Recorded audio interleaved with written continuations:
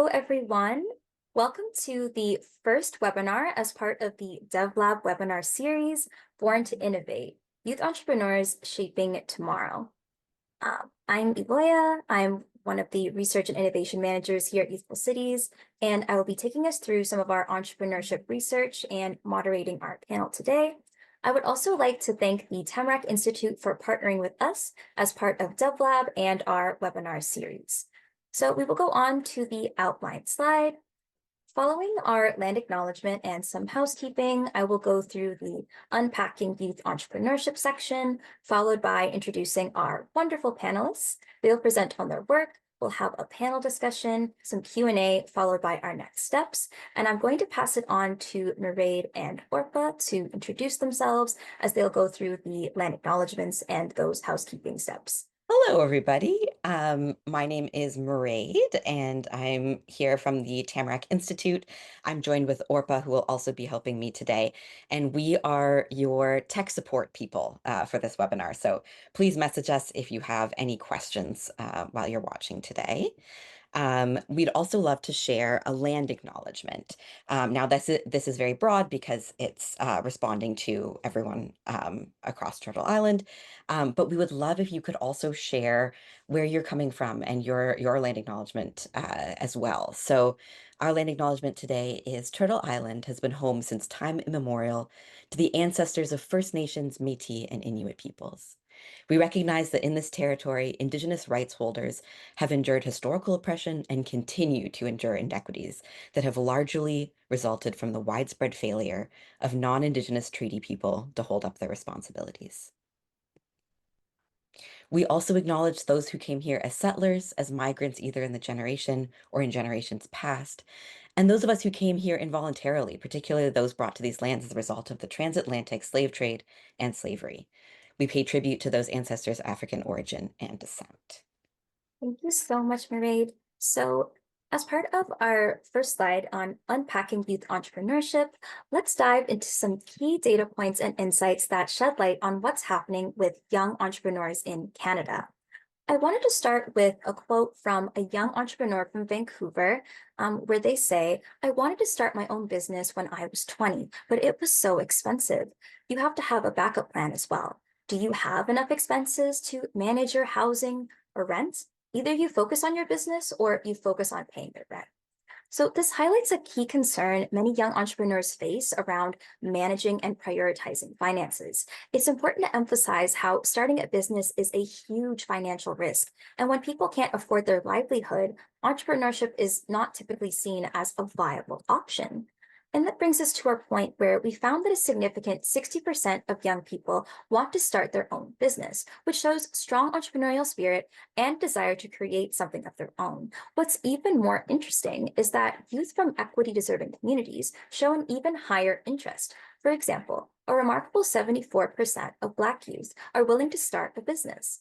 Young people view entrepreneurship as a valuable pathway to take initiative towards addressing needs and providing services in the face of systemic barriers to traditional employment.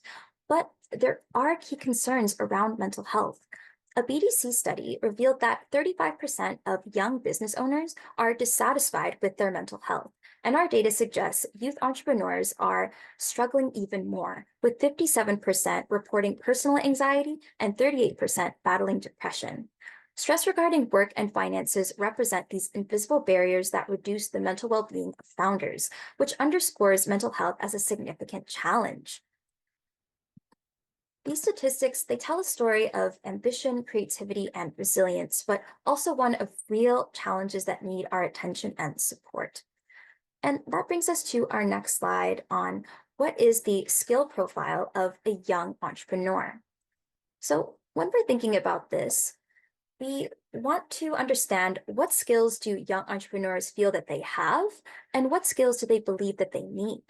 Our data shows that while young people have strong technical, creative, and innovative skills, which you can see on the more of the green squares, they often lack foundational business skills. This creates a mismatch that we need to understand and address. When we look at the section below, low confidence, high need to improve, we're talking about areas like financial management, business planning, marketing, and sales. These are important skills for running a successful business, yet many young people lack confidence and experience in these areas. These concerns and the intimidating prospects of competition can deter youth from pursuing entrepreneurship. And it's also important to note that there's a misconception where founders are doing everything on their own, but the reality is there are teams that are supporting them in their vision. So while young entrepreneurs are exceptional, they often lack the access to the tools to maximize their teams and manage people. While incubators can fill this gap, a lot of these skills require experience. So pathways toward guidance and networking, such as through mentorship, can also be greatly beneficial. And on the inverse of that, young people show higher confidence in skills that may have low demand for entrepreneurship, which include creativity or technical skills, which are important in their own right, but they're even stronger when they're combined with the aforementioned low confidence and high demand skills to better support successful entrepreneurship. It's one thing to gain financial management skills, but an underlying issue is still that of financial and resource access to propel more young people on their entrepreneurial journeys. So not only is it important to have a good idea, but also knowing how to take action so that that idea can work in our world and that it's better facilitated. And that brings us to our slide on which city leads the way in supporting young entrepreneurs. We wanted to spotlight Kitchener, Waterloo, Cambridge. This region stands out for its robust ecosystem and fosters youth-led businesses. One of the key indicators of a supportive environment is innovation, where Kitchener, Waterloo, Cambridge ranks #1 for the number of patents per capita with 2,863. This demonstrates a strong culture around invention and technological advances. Additionally, the region is ranked 4th in the number of incubators and accelerators. These organizations provide essential resources, mentorship, and networking opportunities that help young entrepreneurs launch and grow their businesses. As we can see, young people are able to cultivate entrepreneurial skills and gain experience because area is also a top youth employer in key sectors like natural and applied sciences, business, finance, and administration. So the story of Kitchener, Waterloo, Cambridge, it shows us that a supportive environment for young entrepreneurs requires a combination of innovation, infrastructure, and employment opportunities. While this model is an interesting case, it's also important for us to note that it doesn't necessarily cover the challenges of small business owners, independent contractors, and many other forms of entrepreneurs beyond fields such as tech or healthcare. But we have incredible people on our panel today that can speak to the experiences of marginalized youth entrepreneurs and building communities to support these entrepreneur ecosystems. And that brings me to our incredible panelists. I'm so happy to introduce them. Today we have Guy Moffat, the Regional Campus Manager for Portage Campus at RRC Polytech, and Ifosa Obano, founder of both the Black Founders Network and the African Impact Initiative. So I'll just provide some short biographies. So Guy Moffat, as the Regional Campus Manager for Red River College's Portage Campus, oversees both daytime and evening programming. His role encompasses the management of educational offerings, facility oversight, and ensuring the academic integrity of all courses. Guy is dedicated to maintaining strong relationships with local businesses and industries to ensure that the training and programming at the campus meet proficiency standards and labor requirements. Guy also spent over 16 years as a branch manager with RBC Royal Bank, serving various communities in Saskatchewan and Manitoba. His extensive experience in banking has equipped him with valuable skills in leadership and community engagement, where he's a valuable asset to both Red River College and the Portage La Prairie community. Ifosa Obano started the Black Founders Network and African Impact Initiative, which support Black and African innovators with capital, community, and capacity building. He has experience with creating scalable economic impact for marginalized communities using technology and capital. For this work, he has been recognized by the United Nations, Ontario Minister's Award of Excellence, the University of Toronto's Young Outstanding Alumni Award, and Globe and Mail's Changemakers Award. Prior to these, he led a team that guided startups on their digital transformation with Dell Technologies Canada. And for his work, he received Dell's Corporate Social Responsibility Award. So, welcome, Guy and Ifosa. I am going to pass it on to Guy and then Ifosa to discuss more about their work and organizations, and then I will moderate our panel discussion. Thank you. Good afternoon, everyone. My name's Guy Moffat. I'm the Regional Campus Manager for Red River College Polytechnic's Portage La Prairie campus, and I'm in Treaty 1 territory. So I'm going to start off by saying, have you ever seen a small team of high school students pitch a business or product idea with the competence of a contestant on CBC's Dragon Den? Through the work of the Prairie Project Studio, I've been able to see this many times. And today I'm really excited to share the inspiring story of our space, which was formerly known as the Portage Innovation Center. The newly rebranded Prairie Project Studio, or PPS, continues to evolve as a dynamic hub for youth innovation. We launched in the fall of 2022, and the PPS is a collaborative initiative between Communities Building Youth Futures and Red River College Polytech Portage campus.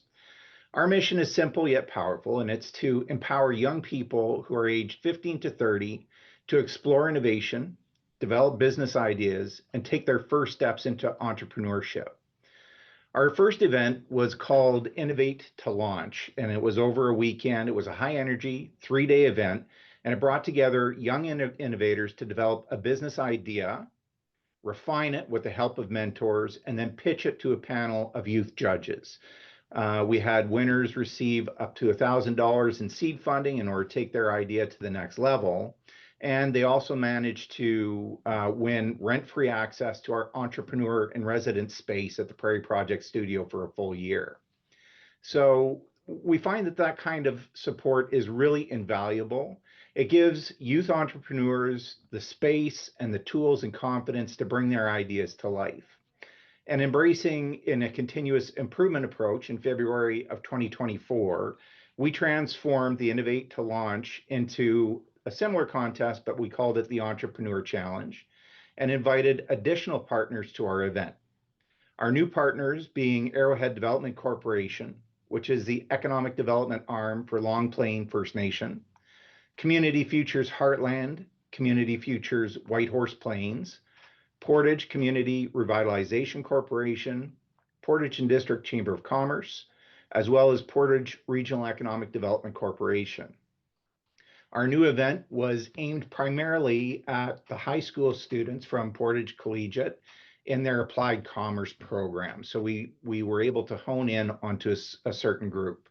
And at our 2025 event, which happened in February, over the span of a few weeks, more than 30 students engaged in rapid idea generation, design thinking, business planning, and then with the guidance of mentors again from those sponsors that I mentioned, they were able to develop their concepts and then pitched them to a panel of judges who are business owners and entrepreneurs from our community. The top 3 teams received cash prizes, but more importantly, they were able to gain some real world experience in entrepreneurship. The Prairie Project Studio itself is more than just a workspace. It's a community hub, and it's equipped with a reception area, meeting area, entrepreneur and resident spaces, as well as a fabrication lab, which is also known as a maker space. We have a list of community partners in that space as well that will consult with entrepreneurs at no cost on advising them on how to market their idea or business, legal aspects in relation to their project that need to be taken into consideration, insurance considerations, cash flow considerations, funding for their project or their business plan, as well as other planning considerations. We've also hosted free workshops, creating opportunities for learning, networking, and collaboration. We've posted those up on YouTube. What makes the Prairie Project Studio truly special is its inclusive and supportive environment. It's not just about launching businesses, it's about building confidence, fostering creativity, as well as nurturing leadership in the next generation. The Prairie Project Studio functions to tie our community together as well. One of our most impactful collaborations involved a local retiree who came up with a concept for game pieces for a project that he was working on. He communicated this concept to our Youth Hub partners who are in our space every Thursday, and they went to work on developing 3 different prototypes so that this concept could be taken and made into the game that this person was working on. We've had many people visit our Prairie Project Studio, such as a group from the Army Cadets, Portage Youth Hub, as well as individual entrepreneurs and innovators. From these groups, we've seen jewelry produced, game pieces, ornaments, decorations, key tags, literature, as well as personalized gifts that have all left our space. In a world where young people often struggle to find their footing, the Prairie Project Studio stands as a beacon of possibility. It shows what can happen when a community invests in its youth, not just in words, but in resources, mentorship, and a place to grow. So whether you're a student, a parent, or an educator or community leader, I encourage you to support and celebrate the work that we do at Prairie Project Studio and the work that youth entrepreneurs do throughout Canada. We empower young people to innovate, and we're not just strengthening their futures, we're helping to shape the future of Portage La Prairie, and we take a lot of pride in building the future of Portage together. Thank you. Thank you so much, Guy. This is absolutely phenomenal. I'm going to pass it on to Ifosa to talk more about his work, such as that of BFN. Yes, thank you so much, Aloya, and very well said, Guy. Very inspired by the work that you guys are doing as well. My name is Ifosa Albano. I'm the founder of the Black Founders Network. We are an inclusive community for Black entrepreneurs at different stages of their journeys, and we provide the right mix of capital, community, and capacity building to help Black entrepreneurs to launch, fund, and scale their startups. Our vision is to create a thriving community of Black founders from every industry and every stage, and to make it more normal for the youth that are coming up today to see themselves, the Black youth specifically, to see themselves represented as entrepreneurial leaders and innovation leaders. We started in 2021, so it's going to be 4 years in October. And since we started, we've been able to raise about $6 million from our sponsors and partners, which has gone into the work that we've been able to do, growing our community now to over 10,000 Black entrepreneurs across Canada, and also helping to create jobs, thousands of jobs through the companies that we've supported and through the jobs that they've created themselves. Our, organizations, programming is split into different streams tied to the stages of the entrepreneurial journey. So we have our first pillar, which is called BFN Core. This is for aspiring and idea stage Black entrepreneurs who are looking to get started and bring their ideas to life. Under BFN Core, we provide what we call Smart Start grants. So these grants help Black individuals who are at the ideation stage to really build their first prototype. And we also have programming alongside these grants to help them find co-founders, to help them also develop their teams and to build out those prototypes, doing the user research to validate the need in the community before launching to market. Our second stream is called BFN Accelerates. This stream is for companies who are further along. They currently already have some traction, and we're trying to help them to accelerate their growth in customers, their growth in revenues, and their growth in product. For this stream specifically, we do provide funding of up to $25,000 in non-dilutive grants. To be eligible, the company has to have one Black entrepreneur as a leader with equity in the company. And in addition to the funding, we have programming that's really intense and laser focused on like acceleration in areas from sales to marketing to product market fit. And we contextualize all the training to the lived experience of Black entrepreneurs, making sure that there's representation, case studies, and the mentorship and then the coaching that's provided. Our final stream is BFN Scale. So this stream is for companies who are doing over $250,000 in revenue, and we provide support for the companies, Black entrepreneurs at this stage through like a sort of tailored program, not as one to many as the other two, because at this point in time, entrepreneurs have very specific needs because they kind of are on the path to scale. So each participants in this program gets a very unique experience that's tailored to unblocking their biggest barriers to scale. We do provide some funding as well for the folks in the stream um, in non-dilutive grants, but we help them with our partners to raise their institutional rounds of funding or to get cash sort of solutions, even if it's not investments from like the banks, and access to funding on a large scale is one of the outcomes, but also access to the right network is another big outcome, because at this point, they also just need the right partners to help them scale. Geographic expansion is another big outcome here. At this point, they're usually at the point where they're trying to get into new markets, and staffing their teams is the last outcome at this stream, where they're going from just like startup founders to like trying to bring on seasoned executives. So we also help them to fill those gaps. So that's the end to end of our 3 core program streams. We do have special programs that are not tied to the stages, but tied to specific outcomes, like our Black women entrepreneurs and investment programming called Be Her. This is specifically tailored to helping Black women to overcome the barriers that are faced in entrepreneurship. We've actually written a book, and we have a docu-series as well that sort of guides this stream. So you can check it out if you just Google Be Her BFN. And we also have our Black Career Advancement Program, which provides job opportunities for Black youth by training them in the high demand areas that our startups are hiring for, and then pairing them with our startups for work placements to kill sort of 2 birds with 1 stone. Yep, so that's everything with Black Founders Network. I wear another hat that might not be as relevant to this audience as the founder of the African Impacts Initiative. This is to support African entrepreneurs who are based on the continent, and then also to support Africans in Canada who immigrate to Canada to get settled in. So I can elaborate more on that if there's any interest, but it's primarily today wearing the BFN hat. Phenomenal. Thank you so much, Ikosa.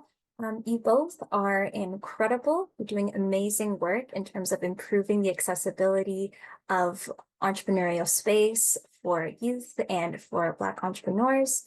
So because we are focusing on youth entrepreneurship as part of this webinar, and we discussed this a bit earlier when we were looking at the data, I wanted to start off by asking, young people are clearly very interested in becoming entrepreneurs, but they face barriers around being unsure of their skills or finances. Given both of your experiences and observations, what are some skills that you think youth need in order to become entrepreneurs?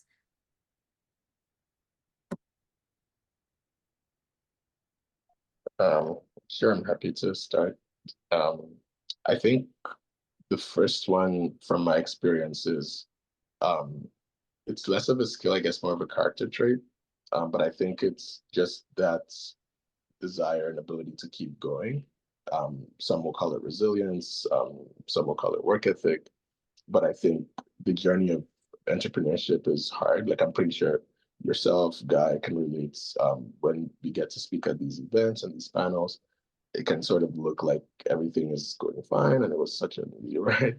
But we know behind the scenes that there's a lot of curveballs, that get thrown at you. And very often the idea you have and how you had it all in your head isn't always how it ends up, coming out. So I think that ability to keep going and to not view failure as failure per se, but to view it as lessons, and what to not do the next time you launch or you pivot. I think for me, that's probably the number one traits that I would say, because not everyone has that. And I find that you could have the skills, you could have the expertise for your market, all that good stuff. But like once you hit, with what inevitably comes with being an entrepreneur, like the curveball, it's how you respond to that I think has set apart the most successful entrepreneurs that we've supported. Yeah, I agree 100%. I don't think it's so much a skill as just having the courage to put yourself out there and to be vulnerable. And then exactly the same thought. It's embracing failure. It is getting your prototype out there, your idea, your plan, and finding the flaws in it and having open conversations around with your support network to find great solutions, and then take it out there, revamp it, and try it again. And try to fail, try to find the soft spot so that you can come up with even better idea. I think that's it. So it's again, not so much a skill as just having some raw courage and being able to embrace the bumps along the way. Fantastic. Thank you both for sharing that. I love the way that you both framed embracing failure. When I think of that, I think about adaptability, problem solving, but then also being able to lean into your network and having to be creative in order to come up with testing and experimenting with different solutions. But these pieces on resilience and courage, I think, are quite inspiring. So then considering how involved you both are in your communities, I wanted to ask, how can an environment or community influence youth innovation and whether young people pursue entrepreneurship? So, all right, if I go first on this one, Yeah. we can spell each other off. So I think the environment has a ton to do with the success. I think creating a safe space, having positive influences, just and again having the bravery to come up with wacky ideas and knowing that regardless of how out there the idea might be, everything has merit and being able to work through that. And I also think that the community that there is also extremely important. The innovation community tends to bounce ideas and back and forth, the ones that we have here anyway. And there's also sort of a foundational community in addition to the innovation community. So it's the longtime lawyers and the longtime business people who are able to provide the support and guidance to that emerging market and being able to speak to when I was launching my law firm as an example, these are the things that I did in order to get my word out. So not providing direct solutions, but providing that guidance and the real life stories back and forth and just building that community of entrepreneurship through storytelling, I think is really powerful.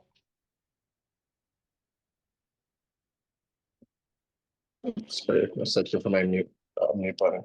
No, very well said. Very well said. And I agree. I think I can even speak, probably answering this from my own lived experience to kind of build on what Guy said, because, you know, growing up, I wanted to be an entrepreneur from a very young age.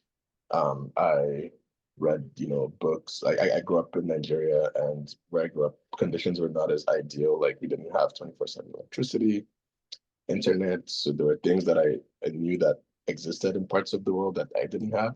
That I would always ask my parents, like, oh, you know, why is it that some people have this and we don't have this? And, you know, that's how I learned about entrepreneurs and companies, because they told me, yeah, some people created these solutions and, you know, this is how these things exist. So I was fascinated by the idea of being able to create something to solve problems that I had. But then, you know, growing up in Nigeria, and I would say this is probably the same for a lot of Black communities, there's an expectation of what a traditional career looks like, you know, a doctor, a lawyer, an engineer, versus like entrepreneur. Today it's better, I would say, because entrepreneurship is a lot more mainstream than it used to be then as a career path. But yeah, back then, you know, when I told my parents I wanted to be an entrepreneur, they were like, what is that? You don't go to school to do that. You go to school to be a lawyer or a doctor.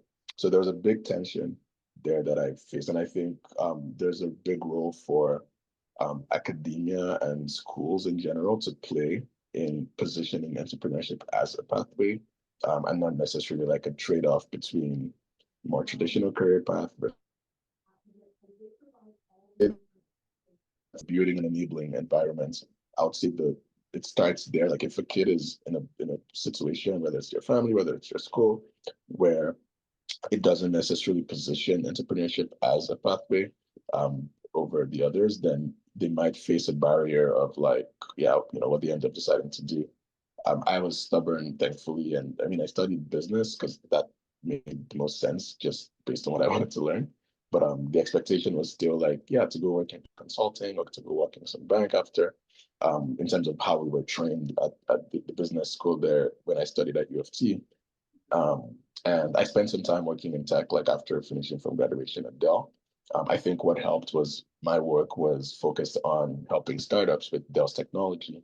So that played a big role in just keeping the startup bug alive and helping me learn more about startups before I eventually left to do what I'm doing right now. Um, and then the other thing I would just add to that is, as it relates to, I guess, the lived experience, again, from a Black perspective, that representation is very important.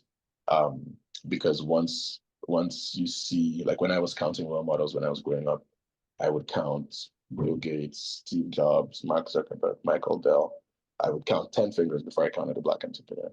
And what that also does unintentionally is, it also just limits what you think is possible versus once you see yourself up there. Um, as a Nigerian growing up in Nigeria, the president was Nigerian. So there was no limits in my head because I'm like, okay, yeah, like I could be the president one day versus, being a Black entrepreneur and being outside Africa and seeing, not that many success stories. So I feel like the work that we're all doing, even this events, making sure there's representation here, and the work we're all doing, I think that's also like a subtle thing to show like what's possible to the young generation coming after, because then they can see themselves in those spaces once they aspire. So Fantastic. Thank you both.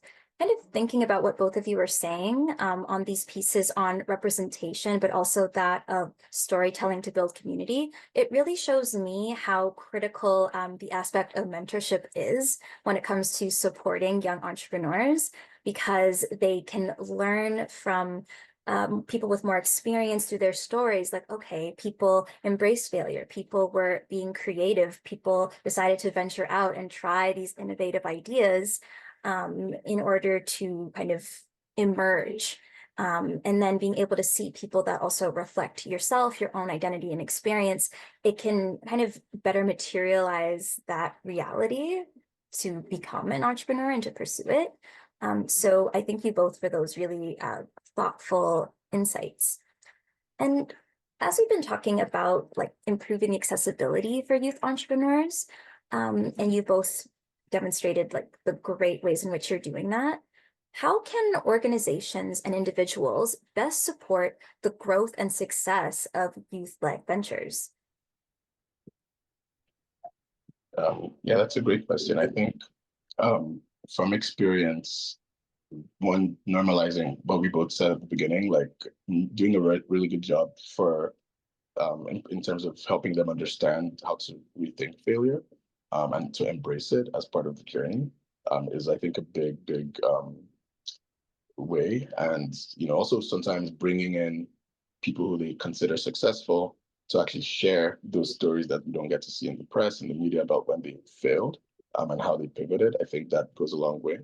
And then I think also just creating the launch pad for that to happen. Like, so at the very beginning, especially with youth-led ventures, you face a challenge because most investors in general are optimizing for experience, credibility. So when you're doing something for the first time, you don't have any proof of work. It's kind of like when you're trying to get your first job and they're asking you for work experience. So I think creating barrier-free programming that doesn't necessarily need a lot of, qualifications. I think that's where folks like Guy and I can really come in, because we're not necessarily optimizing for like the ROI like the traditional investor would, but we're actually like, creating spaces for these types of entrepreneurs. But I think we need more of that. And we also need more collaboration across the board between those of us doing this work, because we're not great at every single thing, but some of us are good at like specific things. So how do we like create those pathways for the entrepreneurs that are coming through our programs to find, our partners doing X and Y and Z as it relates to the youth space, specifically like youth-led innovation spaces. So those are my two like sort of initial thoughts to that question. But again, I think an event like this is exactly what we should be doing. But yes, I'll turn it over to Guy for his perspective. The only other thing I have to add is just to build in mentorship, demystify entrepreneurship.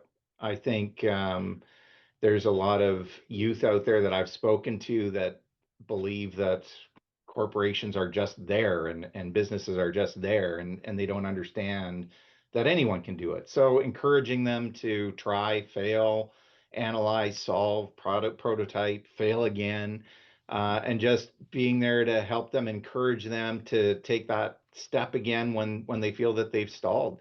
So there's a ton of organizations in Manitoba, definitely Futurepreneur, Community Futures. So it's just having that support network and demystifying it, making sure that they know what supports are there, I think.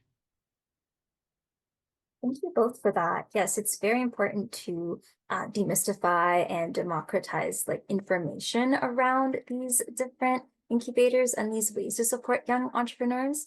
It's interesting to see, for example, guides from FedDev Ontario on how young people can start businesses, for example. It's also so interesting to see so many youth that kind of engage in their own like side hustles using like their creative skills, but then being able to reinforce that with more support, as well as the lower barriers to entry to further facilitate that.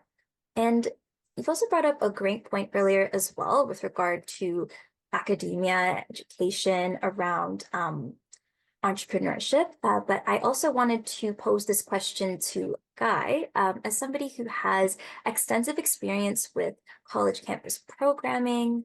I wanted to ask if you could speak to the role of educational institutions and how they can best bridge the gap between traditional education and the skills needed for entrepreneurship. Yeah. So I think one of the things that can be done is to integrate entrepreneurship straight into the curriculum. And that's something that already is happening at RRC Polytech. The majority of the outcomes that are measured in our business programming are project-based, which is really great because students get to build community within their peers. They get to work on their soft skills, so how to relate to one another as well as deliver messages, and they get to solve and work on real life problems, which is all super valuable. And we also encourage them and let them know that even though this is a model that you're working on or a case study, this you can take this to real life.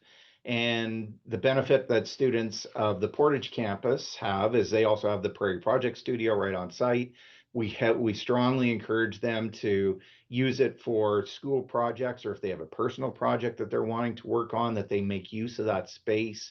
And the other piece too, I think that's important, is that most of our instructors come from industry, and a lot are still practicing their own business on as they're instructing our students.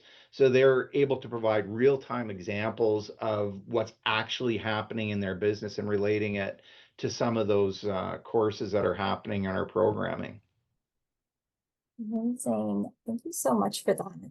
It's definitely very critical to have that real world experience, the experiential learning aspect of it. So thank you so much for that, and that sounds phenomenal. And then to IFOSA, you've created and supported a thriving community of young entrepreneurs. I wanted to ask you, in what ways do you see youth entrepreneurship shaping Canada's shifting economy, especially when we're thinking about spaces in tech and innovation? Yes, yes, thank you for that question. I think it's definitely going to play a very big role because we're seeing a lot of change in behaviors, even when you think about like the youth population and what we call the Gen Zs and how they interact, for example, with technology and media versus how the millennials or the Generation X or prior generations did. So I think for us, it's very important to center everything from the program design perspective, from even how you build the community that you're serving, like your community organization, I mean, um, from the lens of the people you're serving, the youth. For BFN, like a core tagline kind of we always have is built by us for us. So before we actually started BFN, we spent about a year having one-on-one consultations with Black entrepreneurs to really understand, what challenges they were facing, what they've tried out there that was working and wasn't working. And it's kind of what we found this superpower or secret sauce, I would say, of BFN has been the community piece. Because before we existed, there were programs that tried to support Black entrepreneurs that did a great job in a lot of ways. But and access to capital, of course, is a big barrier. So there's been, again, things to provide that. But then what we learned from our consultations was that like community Black entrepreneurs struggled with being able to build either alongside others that could relate to their lived experiences or build learning from others who could.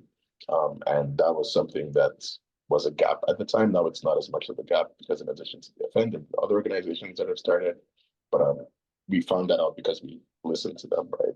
So I think kind of aligning that to what you've asked when we think about shaping trends, I think whether it's governments, whether it's private sector players who are designing programs, knowing that the youth population is rapidly growing and that's going to literally be the future, making sure that they're centered, their needs, their behaviors, their trends are centered, within program design, I think is going to be make or break for the future of technology.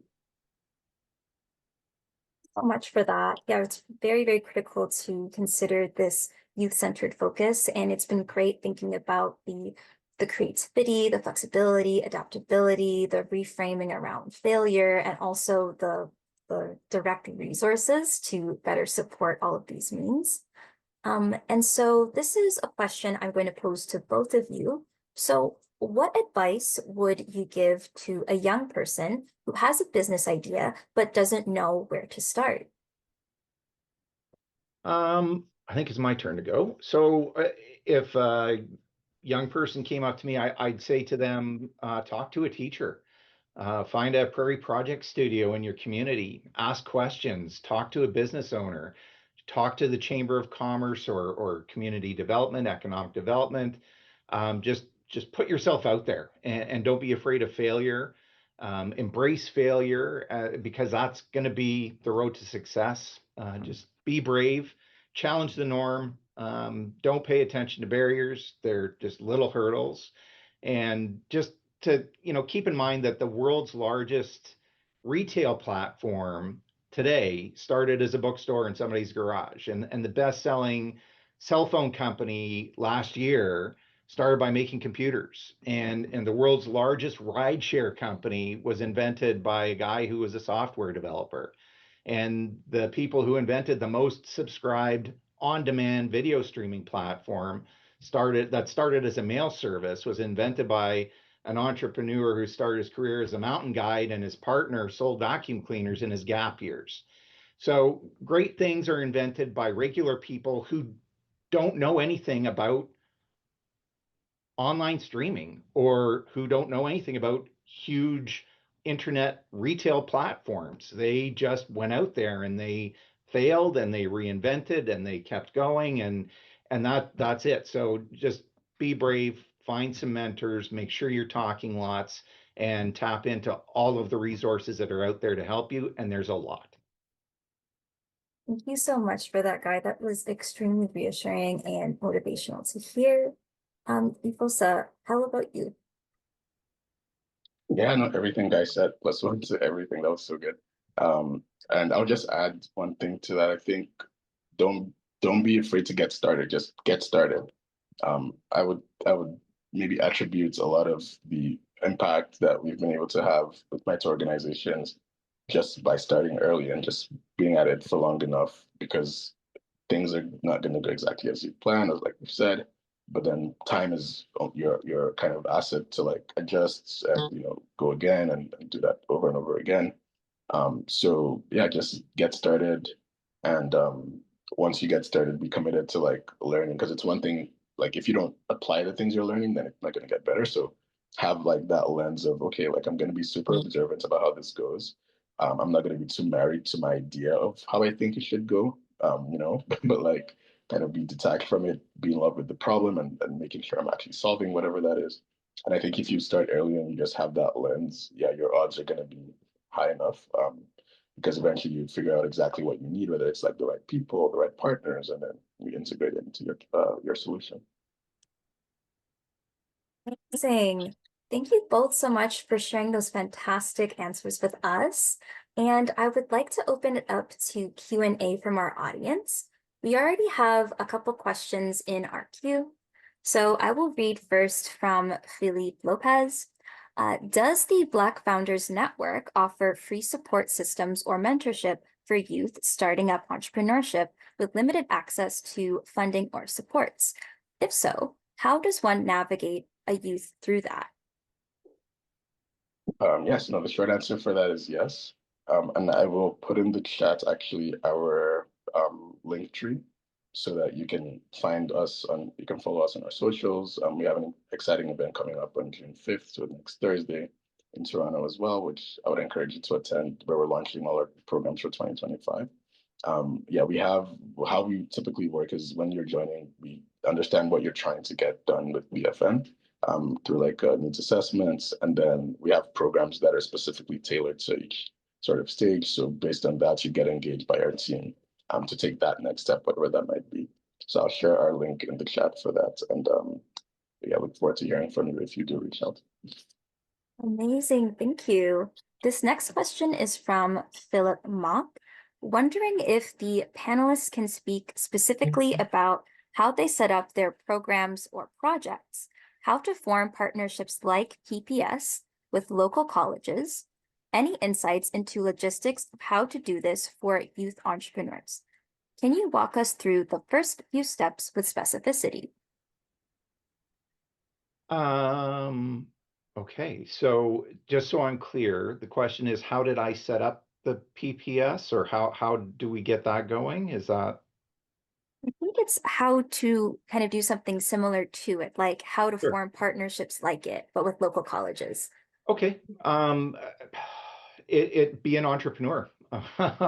It's creating a story, it's having a vision. How this got started was the idea came up. I was chatting with Portage Regional Economic Development one day, and because I'm wanting to know what programming I need to be introducing into the Portage campus in order to meet the needs for business and industry in Portage, and we started talking and said, hey, wouldn't this be a great thing? And as far as an emerging industry, innovation and entrepreneurship out of Portage la Prairie, would not be awesome?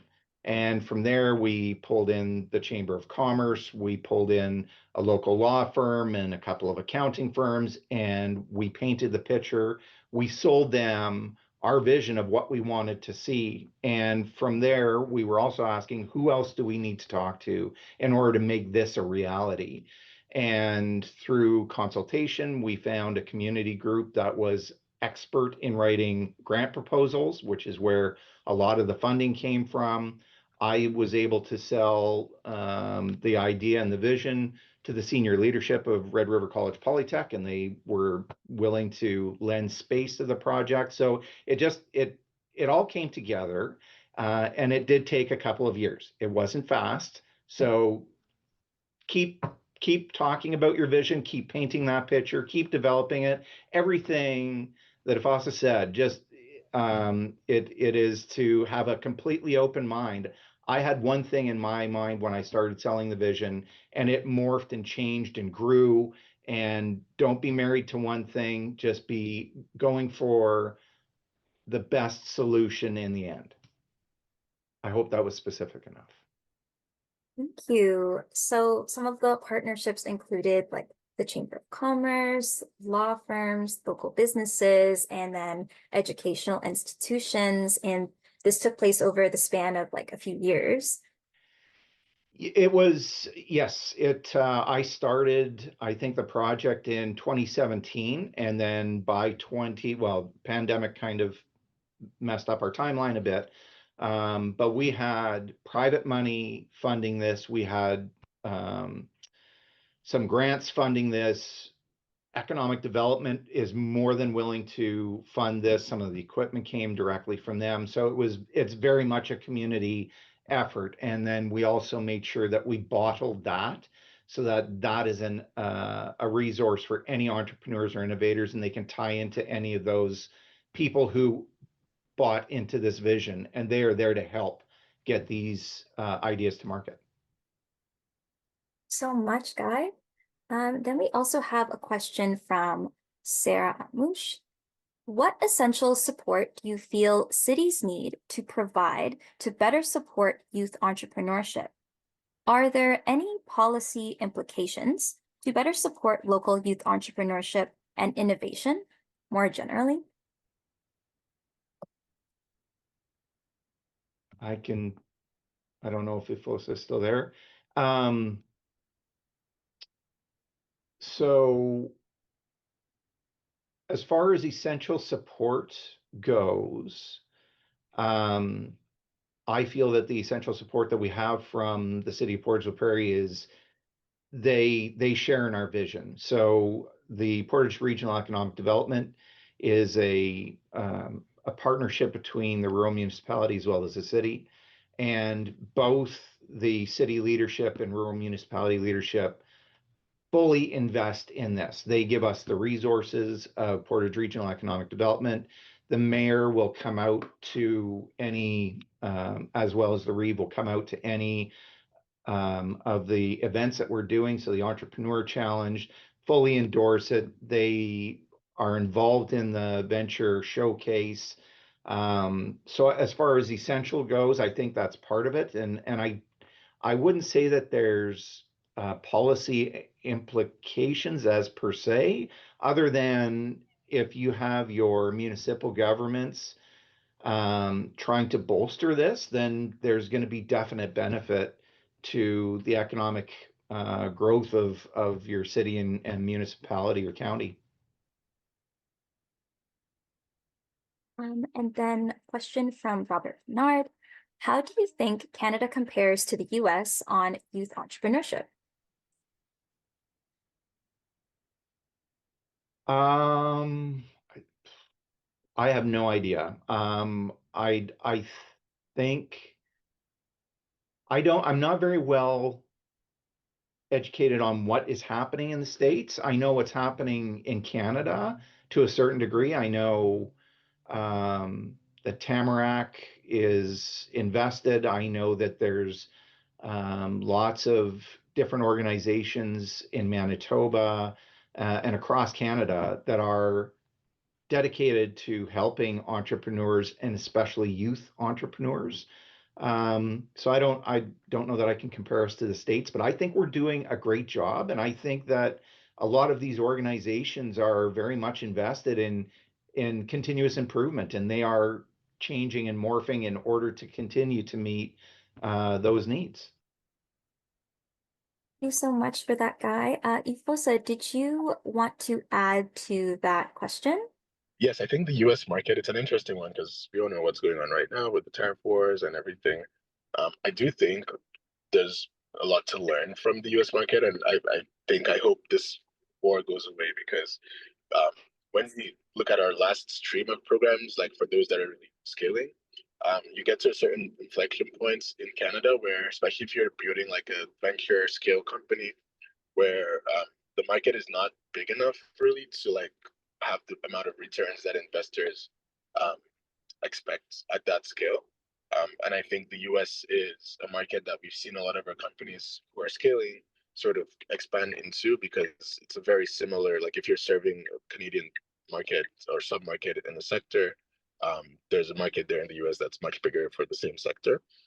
And we've seen a lot of success when we've been able to help our companies, expand. And then that also serves as a launch pad even to more of a global expansion play.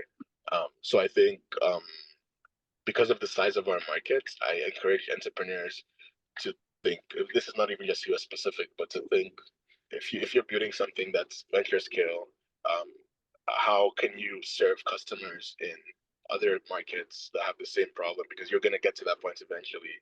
If you're raising from investors, where they're going to want like that sort of a return on their capital, you don't have to worry about it at the very beginning. You have to nail product market fit and solve the problem at a small scale first. But yeah, that's something to think about. If you're not building for the venture scale market, then not as much of an issue. Like there's also solid businesses that are just great at serving their community, and that's the goal of the business, and that's fine. In such a case, you're probably not raising venture capital dollars, and you're like bootstrapping or raising other types of financing. So yeah, that's what I would just add to what Guy said. So much, Ifosa. I think with that, we will wrap up our Q&A. If there's a way for folks to contact you, please just drop that in the chat. We want you to share with your emails. And I will go on to the next steps, but I wanted to thank you both again for the incredible discussion and all of your amazing insights. So Upcoming for Youthful Cities, we're exploring a youth entrepreneurship index, which will evaluate 30 cities across Canada on how well their entrepreneurial ecosystem matches the needs of young people looking to start their own business. And also, please explore our Youth Data Lab. You'll be able to find beautiful interactive visualizations and quotes from young people on topics that include employment, affordability, housing, and more. We also have our report, Building Bridges, Connecting Youth Skills to the Future of Work there. We also have upcoming webinars in our series, Building Belonging, Youth Housing Challenge on June 11th, and Plugged In, Youth Skills for an AI-Driven World on June 19th. If anyone has any more questions or ideas, please feel free to reach out to us. You can visit the Youthful Cities or Youth Data contact page. And once again, I wanted to thank you all for taking the time to participate today in our webinar, and to our amazing panelists, Guy and Ifosa, for sharing their insights. I hope you all have an amazing rest of your day and that you were able to learn something from our webinar. Thank you so much. Yeah, thank you for letting us tell our story.